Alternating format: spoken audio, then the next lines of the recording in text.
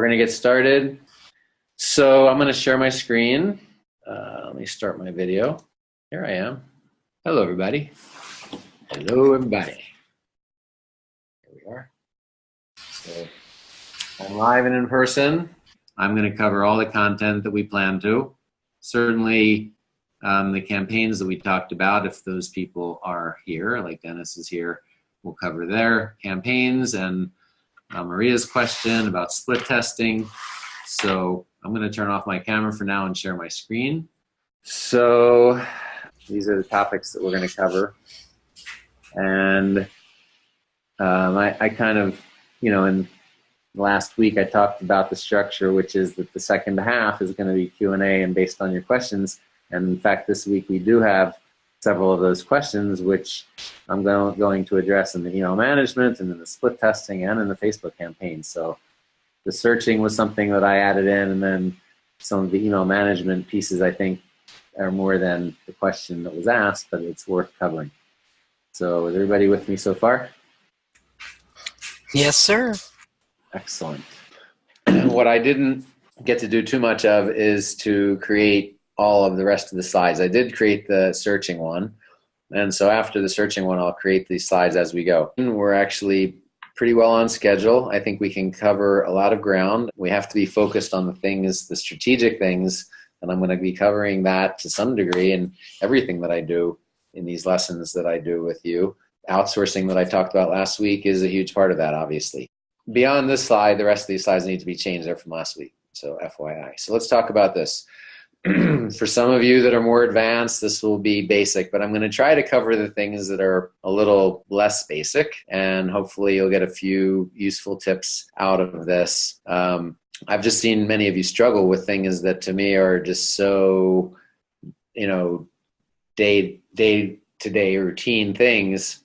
I'm not going to say they're simple. I'm not going to say they're basic. I'm just going to say, once you're used to having this capability, you take it for granted and you don't even realize that other people don't know that you can do these things. So specifically, you guys may probably, guys and gals, know some things that I don't know how to do when it comes to searching. But just real quickly, first of all, I'm on a Mac, so I can't show you the things I would show you on a PC, but on the PC, on the bottom left, on Windows 10 and everything that people are using these days, there's a similar search bar, and you can essentially search for anything that's on your computer using that search bar, and you may even be able to search for things that are on the web. So let's say that I want to search for a logo.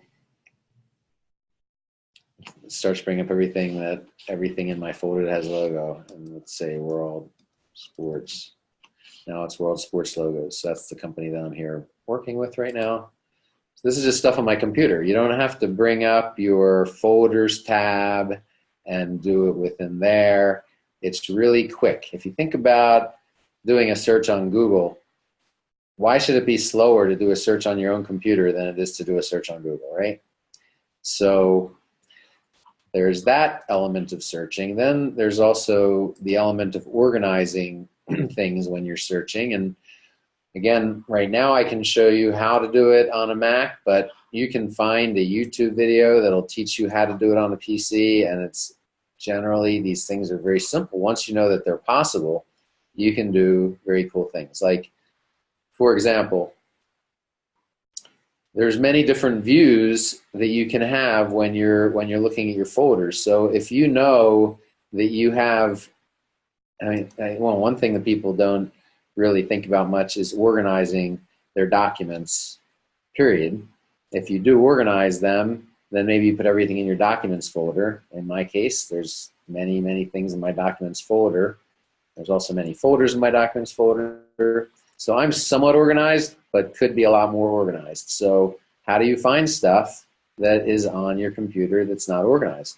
Well, you have this search bar right up here. You can search that way. You can sort by any column that is visible. You can sort by, and these things are not, they're the similar, very, very similar functionality on a PC. Not exactly. Anybody wants, if there's enough interest, I can show some of these same things on the PC. But this is the Finder tool, which is the same thing as the Files tool on a PC, and you can change the view so that you can see things in image form, or you can see things here where you essentially are scrolling through image by image, and you can choose your images that way. So it's kind of asides, but it is all related to searching, right? I'm trying to show you how do you search for things on your computer. So I don't want to dwell on that. Let's say that we're finished with searching on the computer unless you ask more questions. Now let's talk about searching on email, because that can be so annoying and consuming. And what I found, and I've told some of you this, is that back in the old days, like what?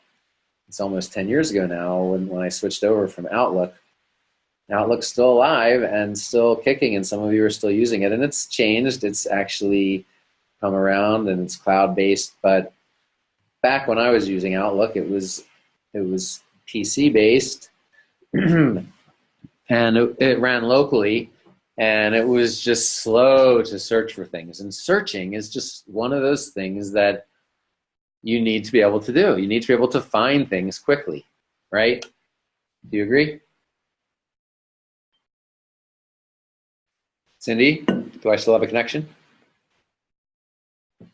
Yes, I just have to unmute me since I don't want you hear my breathing or snoring. Is it flickering? Since we didn't have a chance to check the flickering, how is that No, doing? it's not. It's actually doing it excellent.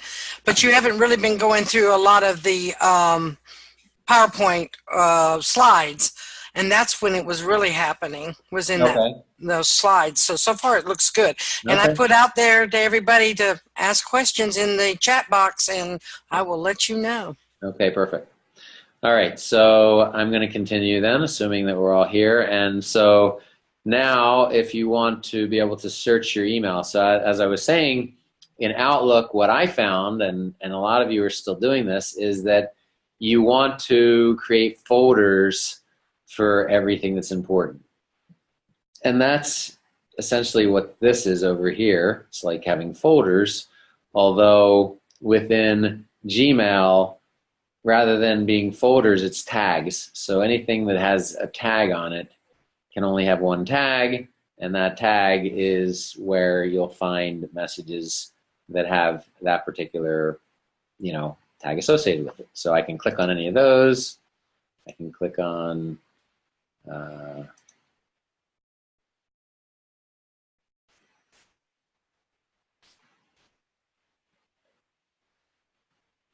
all kinds of crazy things that I've been involved with over the years. So anyway, the point is about searching and about filing. So what I think is really important to understand, you see, there was a time when I was trying to keep my inbox down to 0, and it just, even for me, it got out of hand.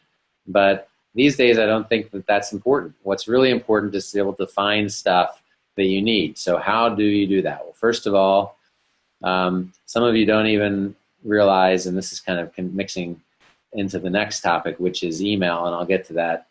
But your inbox in Gmail has the capability to have multiple different categories here, and like I said, we'll go through that. It's in the settings, but essentially, everything is coming in to your inbox or to one of these other settings. I typically am always checking my updates and my primary, and I don't even know why stuff goes into one or into the other, but it's not that important. What's important is that I can add basically a level of importance to things that I want to come back to, and that's where these stars are. And so I've set it up so that I have all these different stars, and it turns out I don't really use more than 2 of them. I generally just use the red one for things that are really important, and the yellow one for things that I want to come back to. But again, I'll show you how to do that in the settings. What I'm trying to show you here is searching, because this just looks so chaotic and so disorganized and so ridiculous. So, but if I want to find something that's from my friend Rob Harris, I can just type in his last name up here and then click on that, and essentially this becomes a mailbox. I mean, what I would have done in the past is create a folder for Rob Harris and filed everything over there, but then that's confusing because it's not topic specific, so sometimes you want to put stuff in multiple folders. This means that it's not important. If you want to find something, so let's say that we want to find Costa Rica, as soon as you start typing it in, this information will come up just like it does in Google search, because this is a Google tool. And when you click enter, it's going to bring up every email that has either the word Costa or Rica in it, right? And if we put Costa Rica in quotes, then it probably won't change anything because those two words are not very frequently going to be alone, right? But if we add Costa Rica Mastermind, that will narrow it down a lot. And if we add the word live stream, that'll narrow it down a lot more. And if we add in the word, so you understand, every one of these messages has all of those words in it. Now, in terms of searching, refining things further, is you click on that little down, on that little arrow, and you can add in all of these other parameters into your search. So you can, search from a certain person or to, which generally everything's coming to you, but if you have multiple email addresses forwarding to the same email box, you can put that here. So let's say that I'm going to put Rob Tepper, and I'll say has attachment, and I'll bet that there's very few. There's one from 2014. So you can get very specific, and searching is a very powerful capability that can save you tons of time. And I'm talking to you as business owners about things that you need to be able to do that can make you efficient and productive and be able to use your time most effectively. So I could go into more detail, but for the sake of time, that's kind of what I wanted to cover on email searching. There's a lot that you can do, but one of the things that I do a lot is that, let me show you, I used to do it a lot more. Now I just look at the starred right here. If I click on starred, then everything that I've added a star to comes up, and I can do it this way. I can say has, red, bang. They call that's a red star. Oh no, sorry, that's a red bang. So, and if I change it to has red star, then it does that. And if I change it to has yellow star, oops, that'll be nothing because there's no W. Add in a W, and it'll bring up that. So there's really cool things that you can do, and I'm showing you like a tiny, tiny little portion of it.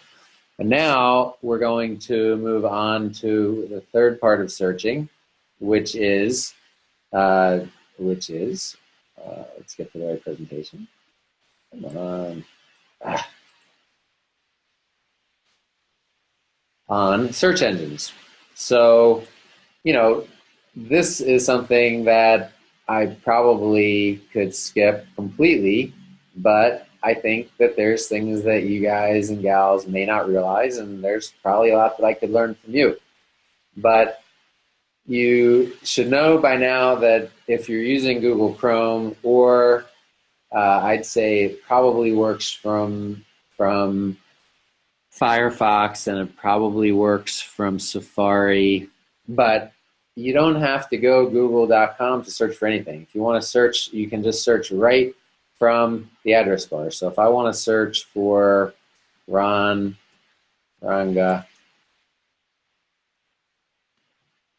okay, I just do that. And guess what I get? It just knows that I'm doing a Google search. Okay, so if I put in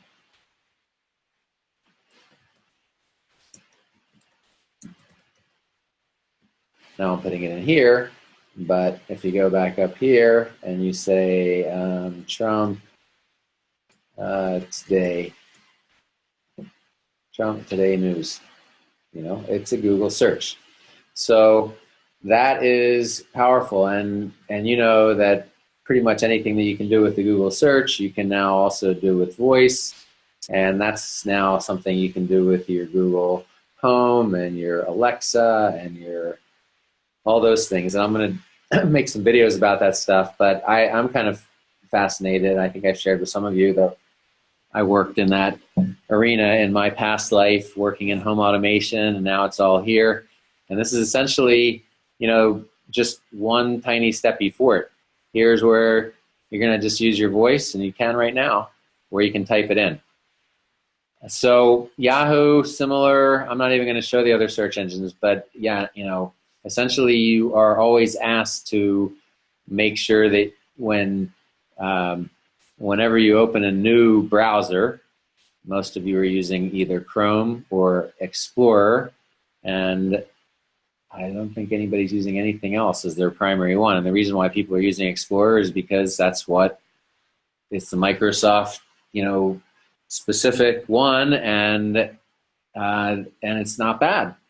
But I don't know that much about it and how different it is. So if any of you want to add in anything about that, that would be fine. But anyway, one of the things that I like about Chrome is that everything that I'm recommending to you is Google, and I don't even make a commission from recommending these Google tools, but I just think that they're so powerful and integrate so well together, and we're going to be showing more and more of that as we go. So Google search engine is what I'm going to use, you know, for these kind of demos. And guess what? When you're here, whatever account you're logged into, in this case it's my Robert S. Tepper account, I've got all of my Google tools right there. Even though all I did was went in, I put in the search for Trump, right? Let's see what Hillary, start typing in Hillary, you know. So again, it's the same as doing a Google search. All right, enough said on that. And then the last piece of searching that I wanted to cover is YouTube. And why YouTube? Again, it's like I kind of take it for granted, but these days you can find, of course you can find fake news. I won't deny that. We know that everywhere you go. But you can find answers as well on Google. And if you're looking for more than answers, you're actually looking for guidance. Like I was telling you that if you wanted to see how to do some of these things on a PC that I was showing you on the Mac, you could just go here. And so let me show you an example of that. So let's see, searching on a PC.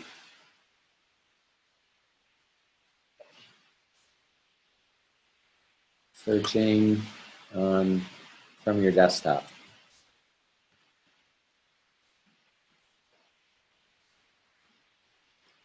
Okay, that's pretty good. So let's see if that's the answer.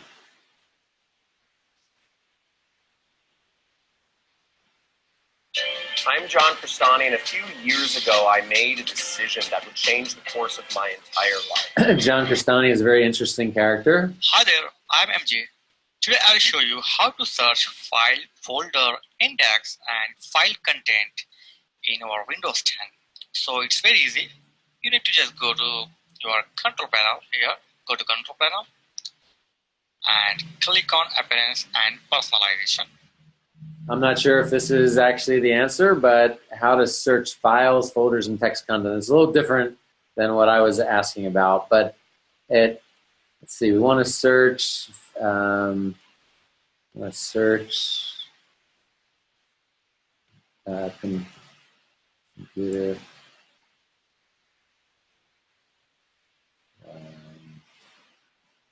Search computer Windows 10.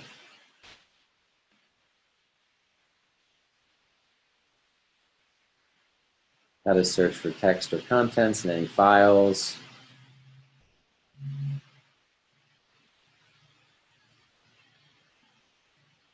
So the point is that it's not something, just like anything, it's not necessarily going to be obvious which one of these has got your answer in it. But for those of you that have more time than money and want to do these things yourself, it's well worth spending the time to figure out how to do this on your computer so that you can easily find stuff when you need it, right? So the point here is just that YouTube is amazing. Let's say that you wanted to learn how to do CPA marketing. That's what John Krishani does. So CPA marketing and tutorial, you know, CPA marketing 2018, CPA marketing for beginners. Let's say that you wanted to find out about M.O.B.E affiliate program. Look at that. Let's say that you wanted to find out about Russell Brunson.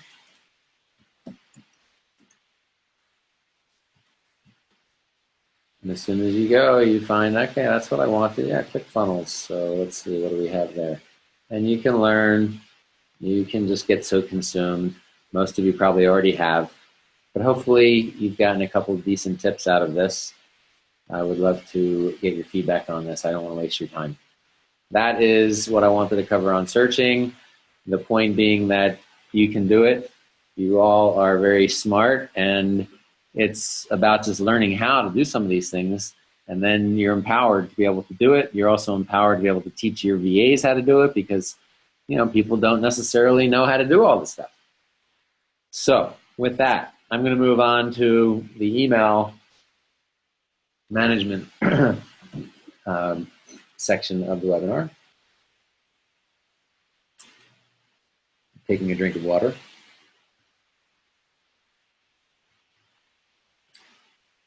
Anything in the chat box? Nothing yet, unless I'm not getting it. It looks like it says for panelists and attendees. How about everybody just say hi so I know I'm getting something. There we go. Thank you, Jeff. You're awesome. And Kim King, thank you. And then Dennis. All right. That's great. Glad everybody's here. Okay, so let me continue. So as I was saying, some of you weren't here at the beginning, but I don't have the slides that document what I'm going to talk about on the rest of these, but I know what I'm going to talk about, so I'm just going to move right into it. And I'll add in the slides later because for sake of time, I don't want to waste your time creating these slides, but maybe I will make some changes to them. But what I wanted to talk about was email management, because this question came up this week from somebody who will remain anonymous. And actually, it wasn't a question. It was more like, I just think I'm going to keep my emails like this. I don't want to change it over anymore.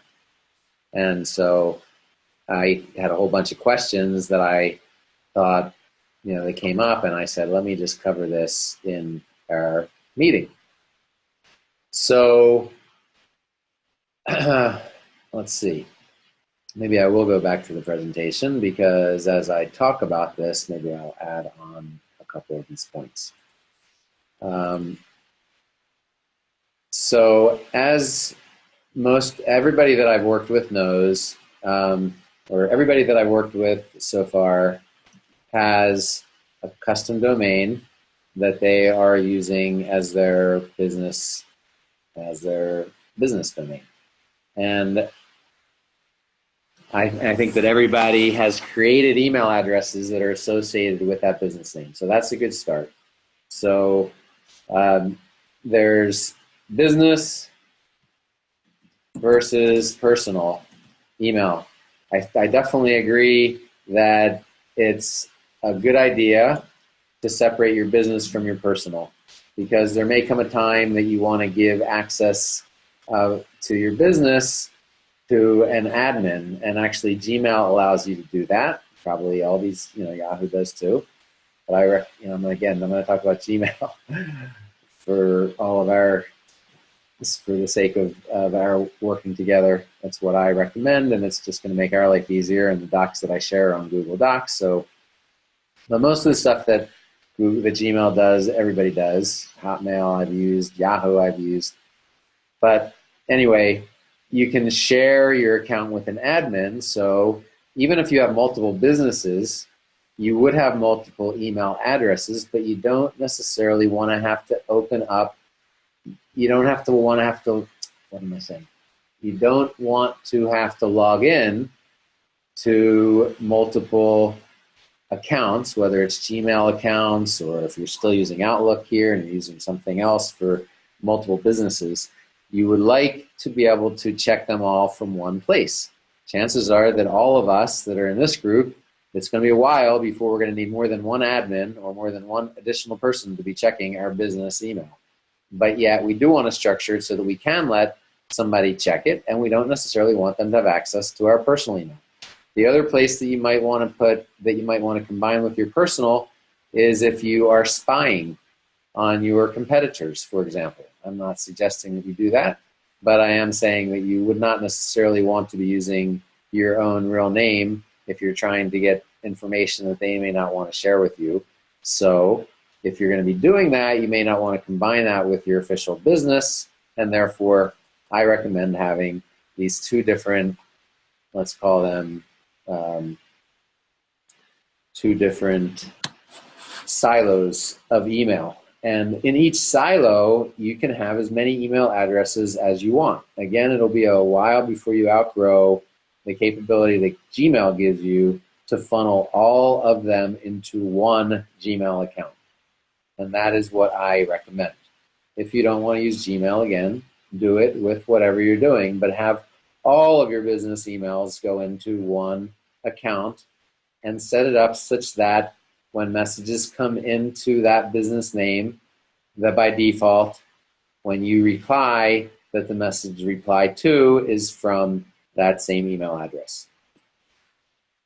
And I'll show you how to do that in a second. I'm just talking conceptually right now. So business versus personal, I do recommend, but I don't recommend no reason to need to log in to more than one business and one personal to do all work. And there are exceptions, and I personally have an exception where I have a job. I work for this company, World Sports, that I'm with here today. So I have an email with them, but the job that I'm doing, I don't expect to be doing for too long. I want to be able to hand it off, so I wanted to keep that email totally separate. So I do log into that email. But outside of that, you know, unless you have a good reason, there's no reason to have more. And now is a great time for you to consolidate, and I can help you. Again, a lot of it is just a matter of spending a little time researching it or outsourcing it, and you can get it done very quickly.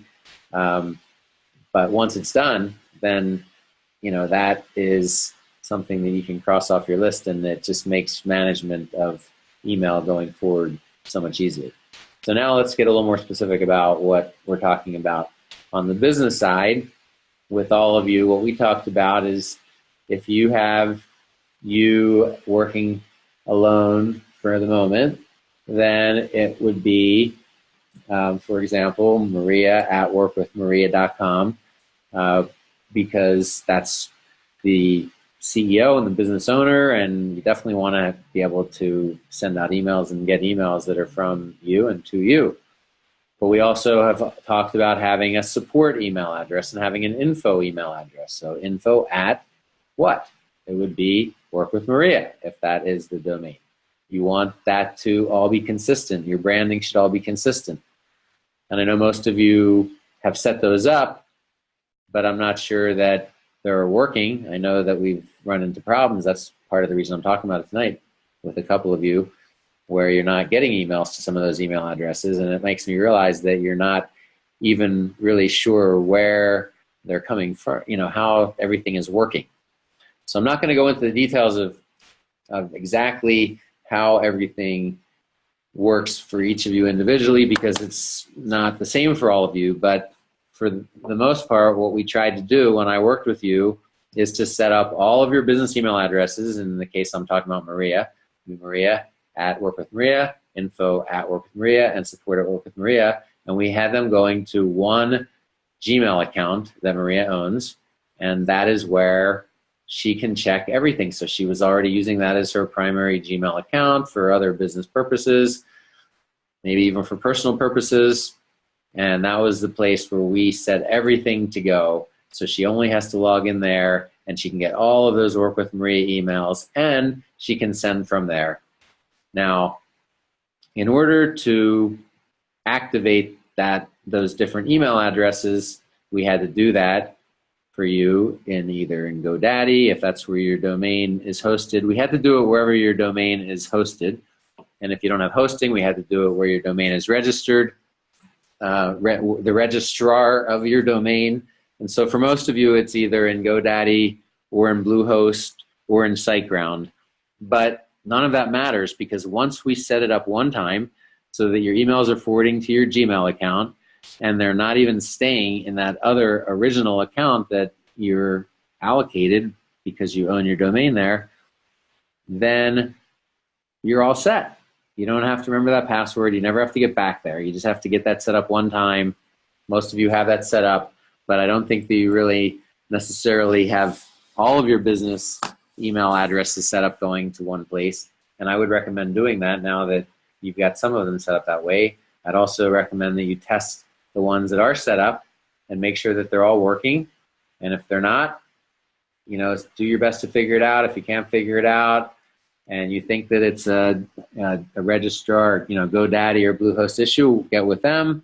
But if you think that it's something that would be beneficial for all of us to work to understand, then let Cindy know and we'll cover it in here. So that's the first part of the email management. And the second part is what I started talking about earlier, and that is that within Gmail, you have some incredibly powerful settings. And while I worked with you, I know that I don't think I worked with anybody on any of these tabs except for the accounts and import. And the accounts and import is what I have been telling you is where you can have all of your emails coming into one place. And this is send email as, and this is down here is check mail from other accounts. And there is a limitation, but you guys won't run out. This is not due to a limitation. This is because this domain has changed. So, so here's where you can grant access to an admin or to anybody who you choose. And I'm getting close to filling up 100 gigabytes of storage, which is crazy. But there's a lot of duplication, so there's room for improvement there. That's definitely one of the big tools that's going to come out in the near future is how do you get rid of all of your duplicate pictures and videos that are taking up gigabytes and gigabytes of storage on the cloud. But that's a whole nother. Okay, so anyway, the truth is that most of these things you don't ever have to get to except for one time, like the inbox. This is where you choose which categories show up. So if you were wondering, I told you I'd get back to that. Here's what I was saying. So I'm showing updates, promotions, and you've got ways that you can set up your inbox. I have mine set up as default, but you can set up important first. Important is the ones that you put a star on. No, I'm sorry, important, it ranks important somehow based on people that are on your contact list, I think, where you could put starred first. I'm not even taking full advantage of it, but I just want you to know that these capabilities are there, and they could be game changers if you use them effectively. So you've got this filtering capability here on the inbox, but the most powerful capabilities are here in the general tab. And the one, the accounts and import, of course, is where you set all of your accounts to go into the same box. But outside of that, you can set up the appearance of your page here, how many conversations you show on the page, how many contacts. By the way, you know that in Gmail, you also can pull down and view your contacts, just like that. And within contacts, there's the same kind of powerful searching that you have throughout your Gmail. So this undo send is great. If you don't have this enabled, I would highly recommend it. It's a beautiful tool. By the way, another beautiful tool is in Skype. if you are not aware of the undo command in Skype, not the undo, but the edit, I think it's important that you should be. So this is a little diversion, but let's say that I accidentally send that. You can right click on it and you can edit and you can change it to Cindy. And you can actually remove it and they will see, oh, maybe they don't even see it's removed anymore. You used to be able to see that the message is removed. But anyway, editing messages that you've created, you can actually do it for quite a while afterwards. And it's definitely a good thing to do. And I love the editing capability, and I use it way too often. So just getting back to where we were, this undo is the same kind of thing. You accidentally press the send button, you say, oh shit.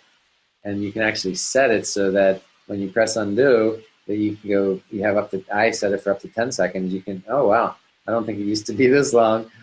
And so it actually doesn't send the message for that much time after you finish creating it. And you can click the undo and you can go back and edit it. You can add more CCs. I love that feature. These are things that I like about Gmail, among others. But mostly it's just the integration with all the other Google tools. These are the different stars that you can set. So if you really are organized, you can use all of these different symbols to represent status of your messages. And then there's other plugins for Gmail that you can use for organizing as well. Here's where you change your picture. Here's where you change your signature file. Cool stuff.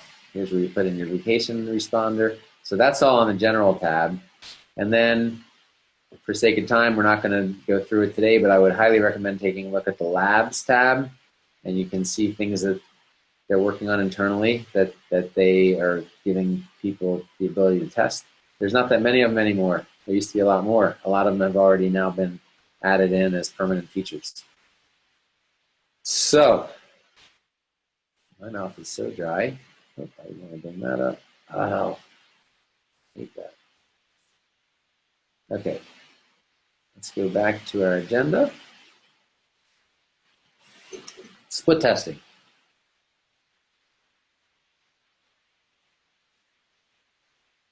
So, I know that everybody here knows what split testing is. But the question that came up was, how do we split test? I mean, it was basically, how do you split test adequately on a limited budget? So I'm not going to use this, but since we're here, split testing, you can just see there's so much information, and if we go to Google, you'd find even more. But the answer to your question is, I want to show you, first of all, by getting into ClickFunnels. So would you mind if I log into your account, Maria? That's okay, I can log in. I'll log into this account.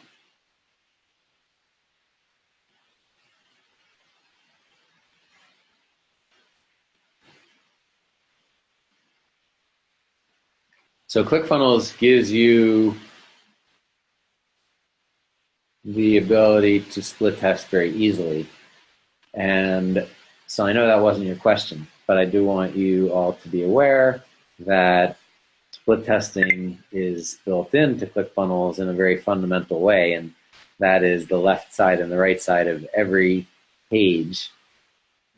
So let's go to Turnkey Business System.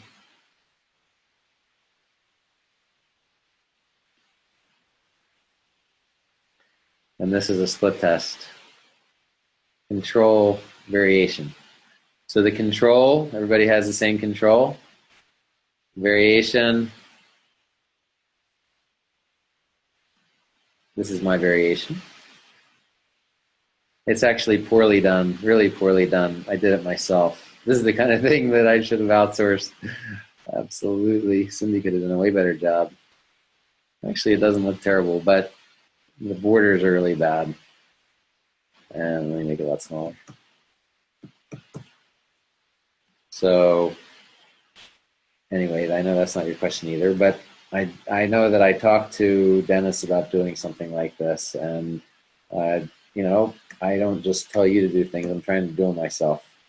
I've got a long way to go, but so your question is, how do you know when you've run enough traffic to make a decision? And the answer is that ClickFunnels will tell you. And I haven't started running this yet. I reset it after. But what you're going to see here is you're going to see the data here.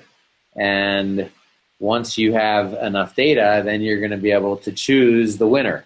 And once you choose the winner, then you're going to be able to declare it as a winner, and you're going to move on to the next. So you see the confidence score right here? That is how you know when you've run enough traffic.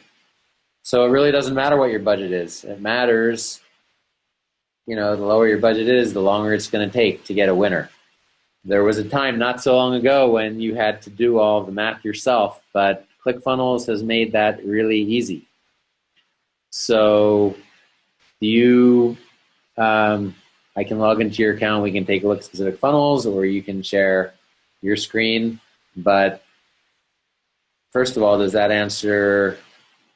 anybody have any remaining questions about split testing? Let me just say one more thing, is that ClickFunnels has made it such that you can only do one split at a time per step in the funnel, which is a smart thing to do because otherwise life can be very confusing. But I have seen a lot more sophisticated split tests done where you have people testing 4 or 5 things at once. And, you know, if you're running, the more traffic that you're running, you have a choice. You can either run more things in parallel, or you can still do it this way. This is still the best way to do it. 1 against 1, choose the winner, that becomes your baseline. Do something that you think is better, or that might be better, or that you want to test and see if it's better. And it's definitely more effective to do that on the first page that people come to than on the thank you page. But just for the sake of it, because this is such a simple funnel, you know, I just want you to see an example here where you've got a picture versus a video. So I made this short video.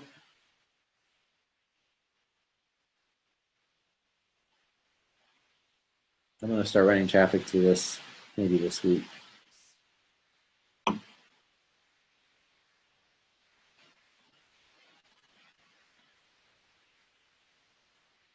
So anyway, I'm not going to even show you the video, but you can go to my link and watch it.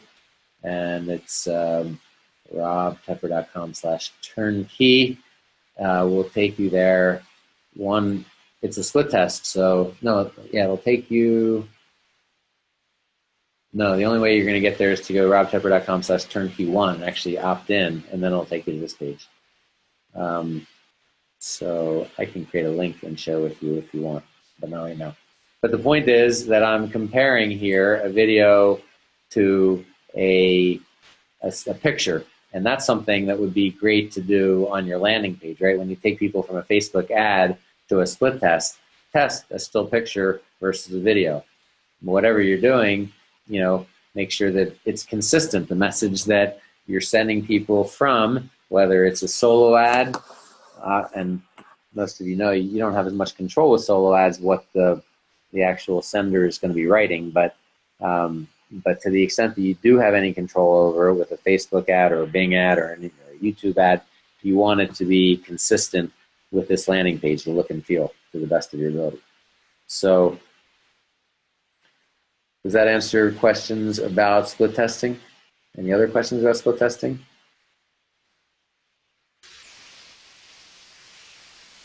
I don't see any. Maria, would you like to say a couple words? Maybe Maria's microphone isn't working. All right, so, Can you hear me? oh, there you are. Oh, I just unmuted myself. For the split test, Rob, I was thinking about, remember when you have when you've got your ad on Facebook, Yes. and then you're trying to find out whether you want to change the target to see whether, let's say, if you do all men versus all women, which one is better. So that's kind of like what I was looking at, because usually when you do several edits and have different testing, you have to pay for each one that you test, right? So that, like, if you have a $5 a day limit and you've got 3 different ads running to see which one is better, that's like $15 a day. So I guess my point is I just wanted to find the best way to be more productive in terms of editing my ad, and when I split test, and how often do you do it? I think that the unfortunate truth is that you can't really do much split testing if you're going to have that low of a daily budget. So the idea is to do your testing quickly and, to run $5 campaigns, $5 to $10 on 10 different target audiences is the way that, Steve Bransfield and others are teaching it.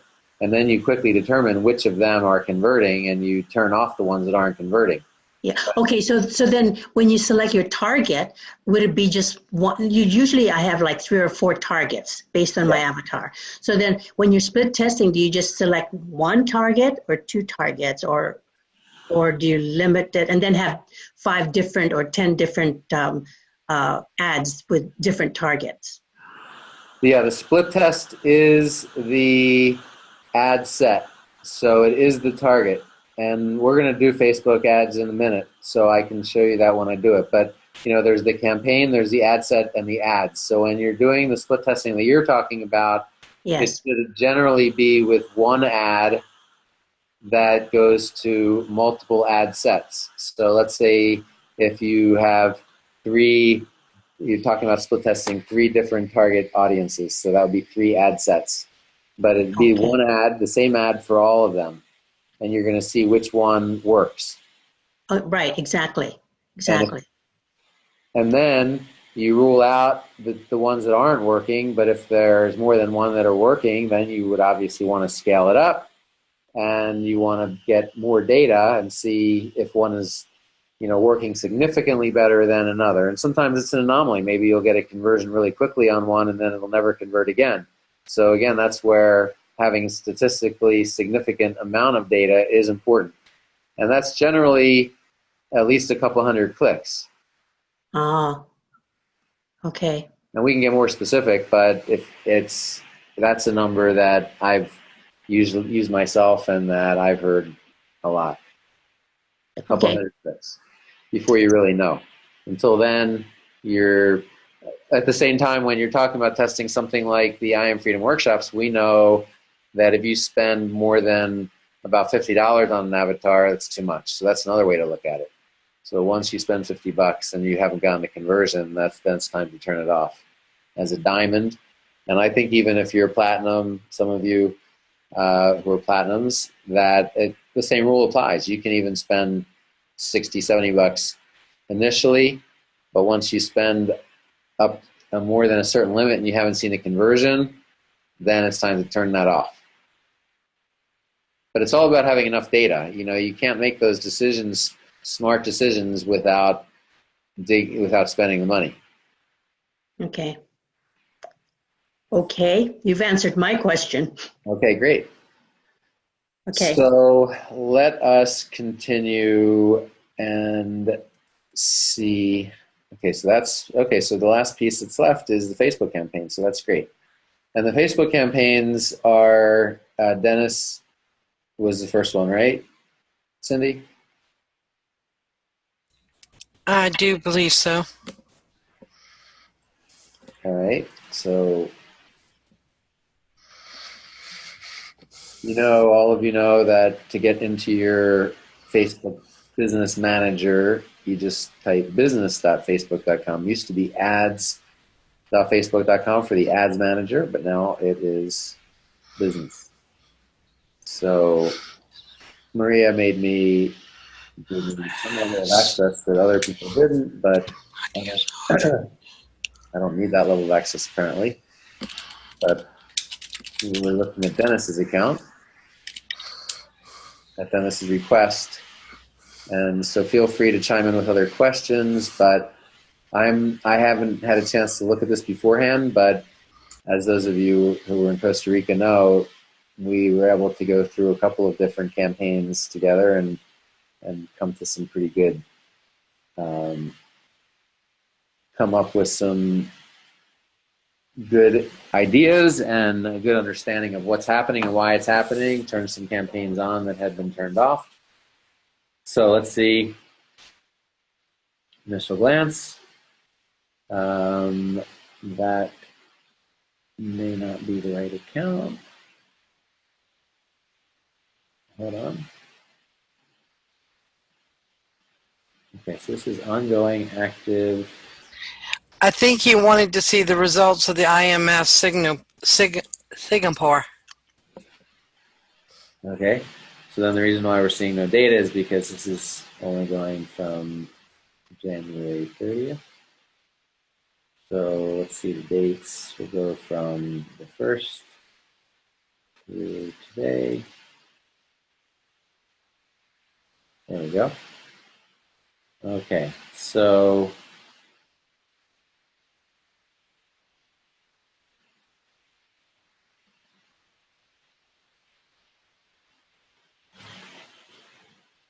what we can see is, first of all, I know based on when I started working with Dennis that this is definitely covering the complete time that the campaign was run, so we don't have to zero in any farther.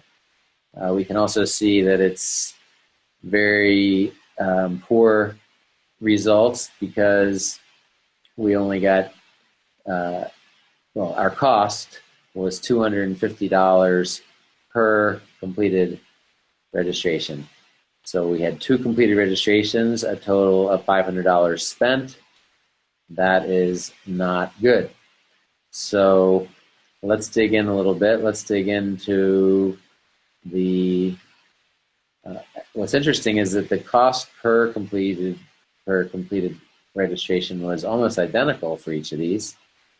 $25 daily budget, so Dennis was doing it the right way. He wasn't trying to, you know, just tiptoe through it. So you would think, okay, so this is 50 plus, and we chose these different categories together. So now we are back on what Maria was saying.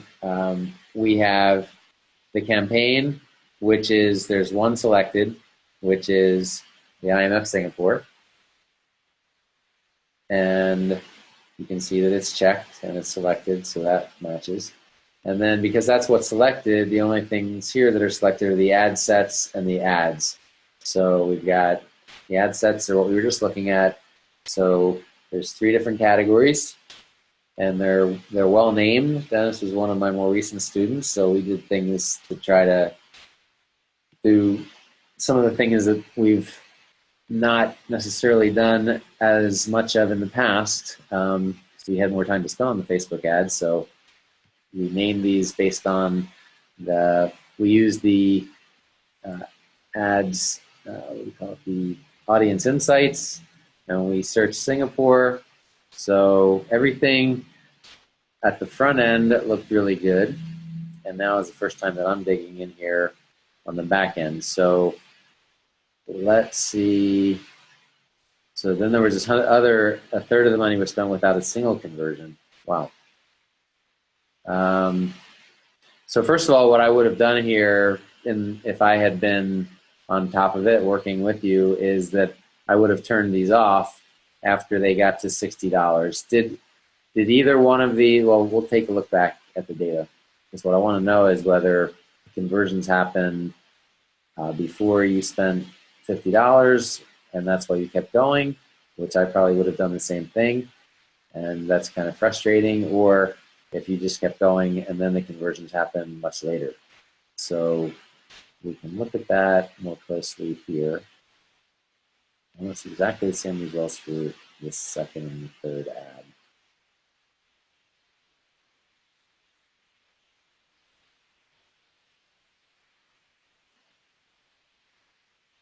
So the conversion happened on March 8th. And the campaign ran. Exactly, the campaign ran. So the conversion happened right away. Oh, that's terrible. See that? See, on the first day, that's what you're looking for, $29.27 per result. Everybody would keep going there, right? And then why did it stop converting? And so let's take a look.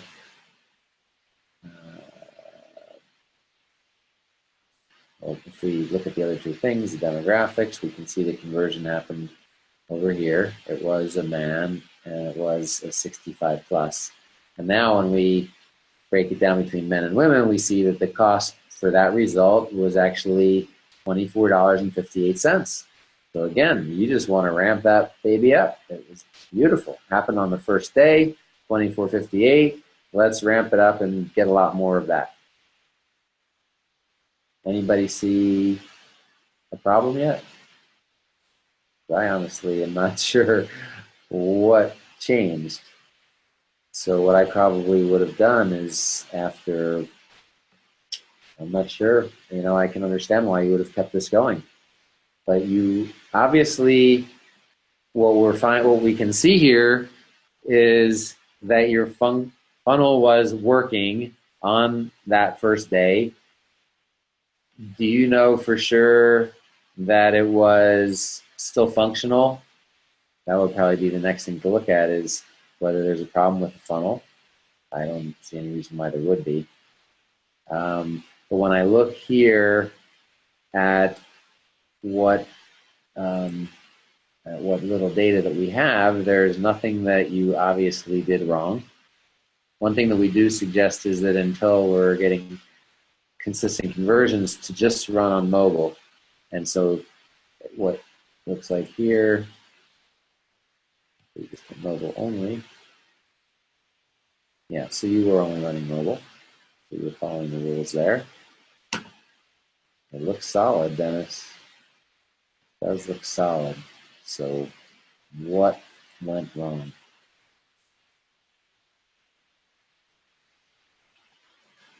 Let's take a look at the other one and see if we come up with some ideas. And then we'll take a quick look at the links. But I can't guarantee you that I have an answer, but I think that something like this would be really worth elevating if we can't figure it out. I would be happy to talk to some of the Facebook experts in M.O.B.E and see if we can get some good answers. But before we do that, let's take a look at this one.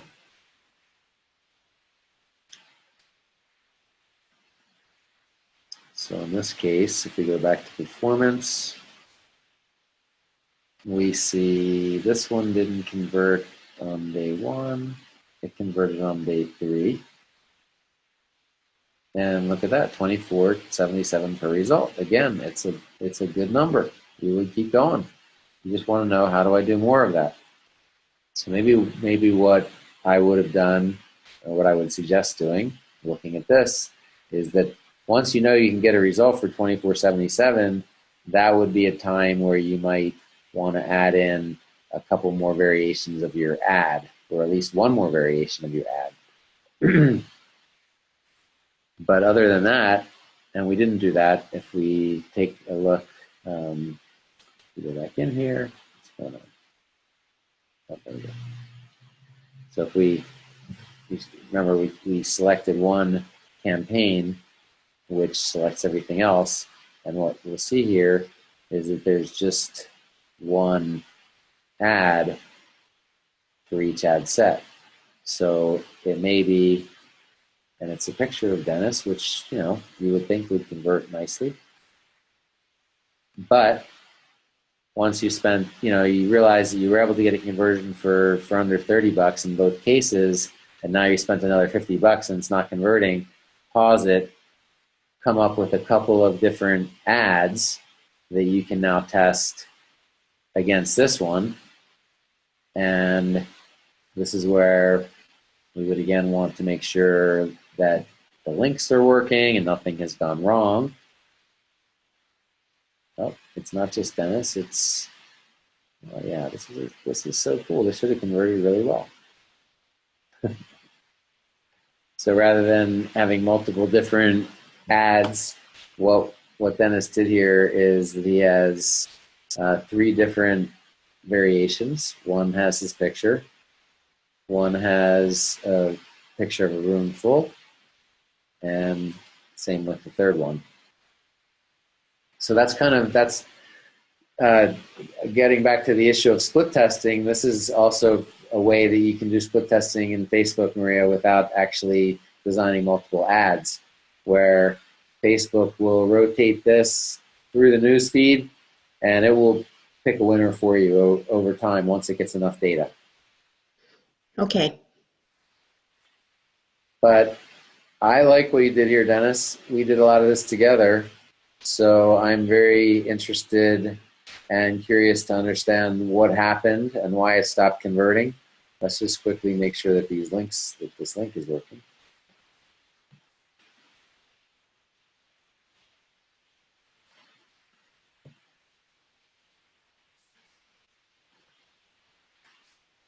That looks pretty good. Do you ever feel overworked and underpaid? We've had a problem with some people where the form here did not work, but this looks like everything works. And we know that we had a registration earlier, so it looks pretty darn good.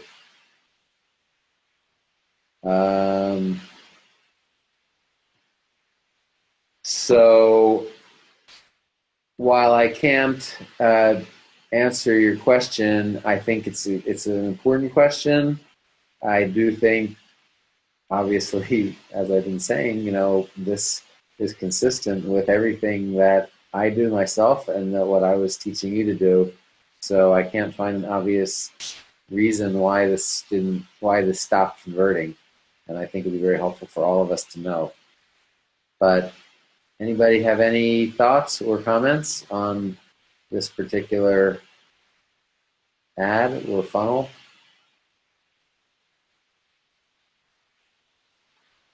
No? Okay. So the other funnel that we were going to go through, let's see if that participant is here now.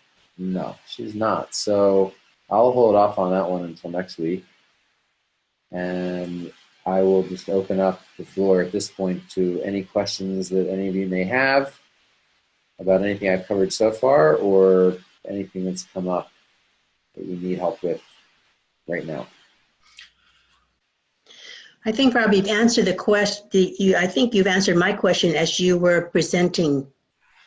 So I don't have anything else to ask. Okay.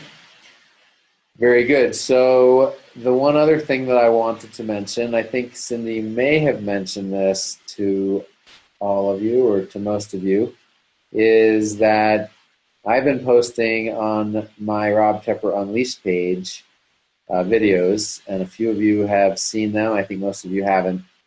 And the last few videos that I posted are specifically about lessons that I learned as a mentor of 21 people so far. So I don't want to be in the ads manager. I want to be on my page. So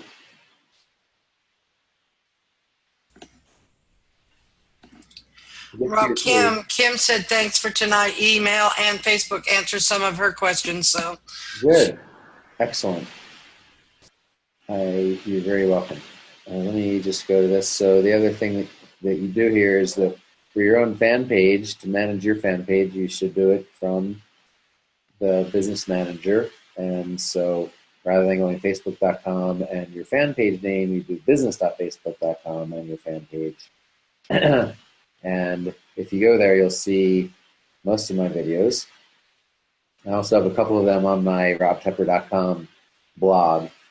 But anyway, I'm just requesting that days 18 and 19, and I think 17, are 3 out of 4 videos where I share my takeaways from working with all of you.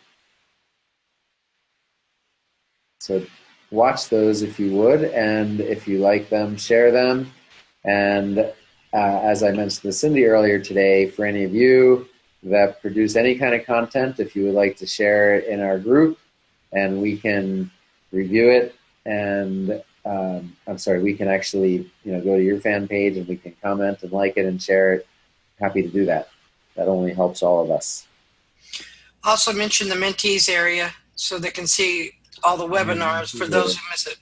So if you go to Rob Tepper Only's fan page, then from there you can get to this mentees area, which is where the replays will be posted. And hopefully next week I'm going to actually do the webinar live on this page. I tried to get that set up this week, but I ran out of time. It's actually not very difficult, but I just was scrambling.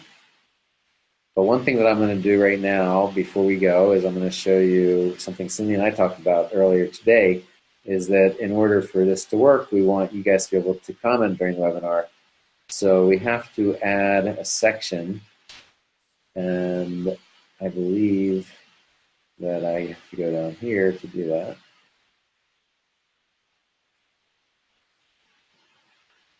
Facebook comments. I'm going to turn on Facebook comments. And now, when we have webinars in here, you'll be able to comment right here. So I'm going to save that, and we're going to try that next week. This is a tool called 22 Social that I'm using. I'll share more about that with you in the future. But as I've shared with some of you, I'm thinking of moving my entire website over here. But for now, I'm still using my website, and I'm using this. But these tabs over here on the left-hand side, each of these can essentially replace a tab on your website. So you can have your About Us. You can have any offers that you have. ClickFunnels integrates with this, so you could actually have all of your landing pages in here. So there's less and less need for a website, but you still need your domain and the ability to redirect to be able to link to other things. But I'm going to be using 22 Social just as a way to make these presentations both easier to do and also to share with you an approach that you can take as you start doing mentors for people in your network. And with that said, if there's no questions, I will bid you all a good night. I appreciate you being here and look forward to all of you having lots of success with your businesses. Don't forget that you've made the big investment already. Don't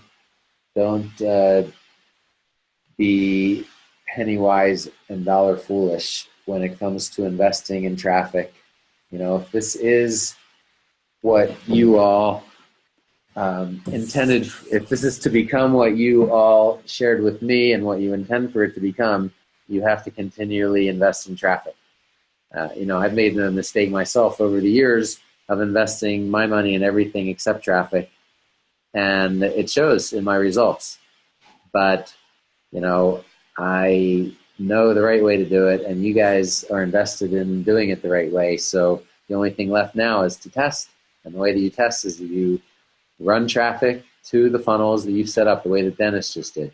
There's some good lessons learned by Dennis, and hopefully it's not to say I'm never doing that again. It's like, okay, well, I probably shouldn't have spent $500, but I did, I definitely saw that I was able to convert for less than $30. We got to figure out how to do more of that. Why did that stop converting? That's huge, right? Thanks, everybody. We'll talk to you all soon. Have a great week. And Thanks, everybody. Thanks, Rob. You're welcome. Good night, all. Good night.